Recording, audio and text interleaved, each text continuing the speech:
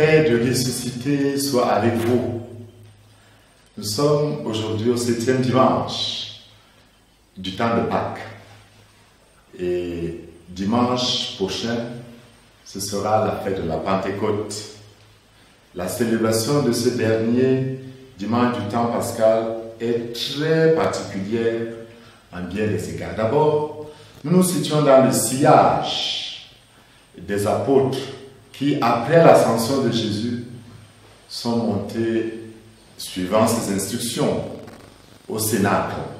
La première lecture nous dit que après ils sont rentrés les 12 et ils sont montés au Cénacle avec quelques femmes, quelques frères et cousins de Jésus et Marie, la mère de Jésus. Mais qu'est-ce qu'ils font? Et c'est ça le plus important. D'un seul cœur, ils participaient à la prière. Ils sont rentrés dans ce lieu où ils ont célébré la Sainte Seine pour prier, pour attendre la promesse de Jésus, la promesse de l'Esprit Saint. Nous commençons donc aujourd'hui avec une prière encore plus efficace. C'est la supplication, la grande supplication de l'Église, reprise ou bien inspirée du livre de l'Apocalypse. Maranatha, viens, viens Seigneur Jésus, viens Seigneur, viens Esprit de sainteté. De l'Évangile, nous avons la suite de la grande prière sacerdotale de Jésus, qui prie les yeux levés au ciel. C'est une attitude orante. Il n'est pas mal d'imiter certaines attitudes orantes de Jésus, les yeux levés au ciel.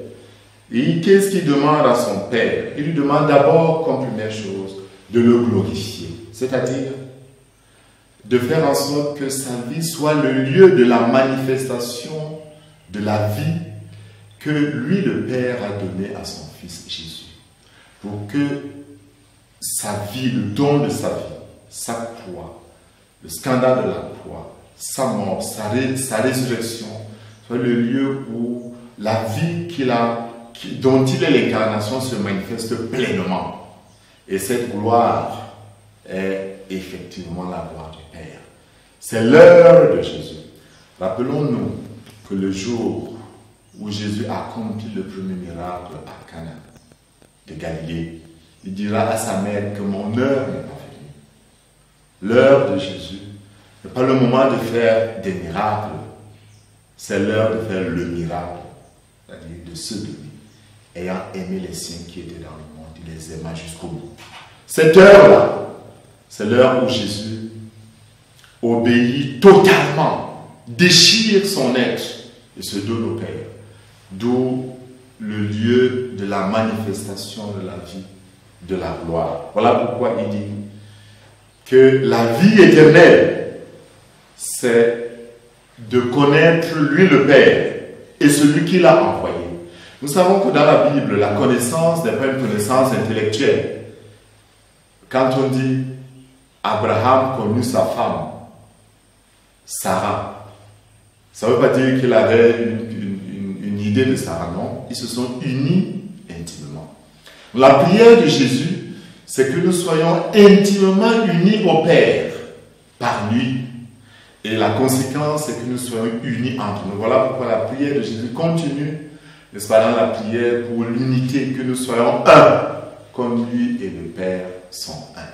Cette unité entre nous et le Fils, c'est-à-dire comme le Fils demeure dans le Père, le Fils demeurant en nous, nous sommes nous aussi des demeures de la Trinité, des temples de Dieu, des temples de l'Esprit Saint, parce que c'est l'Esprit Saint qui réalise cette unité. C'est l'Esprit Saint qui nous ouvre à la vie divine. Et c'est l'Esprit Saint qui nous unit d'ailleurs les uns les autres. Je disais donc qu'il est important, quand nous entamons cette dernière semaine, de nous ouvrir à la puissance de l'Esprit Saint. Maintenant que nous avons eu la grâce de connaître le Christ, qui a vécu avec nous, qui est mort, qui est ressuscité, qui est monté aux cieux, qui nous a donné le don de l'Esprit. Maintenant que nous avons eu la grâce de le connaître, le temps est venu pour nous de demeurer dans la fidélité. Lorsque nous faisons mémoire de la Pâque du Seigneur mort et ressuscité, nous renouvelons son sacrifice, mais surtout nous communions à son corps et à son sang, à la coupe du sang versé pour le pardon de la multitude. Nous ne pouvons pas manquer aujourd'hui d'évoquer, comme le dit la deuxième lecture, ceux qui communient aux souffrances de Christ. D'ailleurs, que nous tous, nous communions à ces souffrances. Mais nous prions pour que les persécutions violentes que l'Église vit en ces jours soient effectivement devenues la manifestation de la gloire de Dieu. Que même les persécutions insidieuses de certains fidèles qui ne peuvent, par cause de leur fidélité à Jésus, trouver un travail, que le Seigneur puisse les rendre forts dans la foi. Mais au-delà de tout, puisse le Seigneur nous donner la grâce en ce dimanche de participer à la glorification du Christ en participant à sa mort et à sa résurrection que nous célébrons tous les dimanches. Puisse Dieu nous donner la grâce de mourir en nous-mêmes pour pouvoir ressurgir pour une vie nouvelle. Préparons-nous intensément cette semaine qui commence aujourd'hui à l'accueil du don de l'Esprit Saint. L'Esprit se manifestera en nous pour nous équiper afin qu'on soit des vrais témoins de Jésus. Mais le même Esprit se manifestera en nous pour nous donner la grâce sanctifiante, pour être des fils et des filles de Jésus.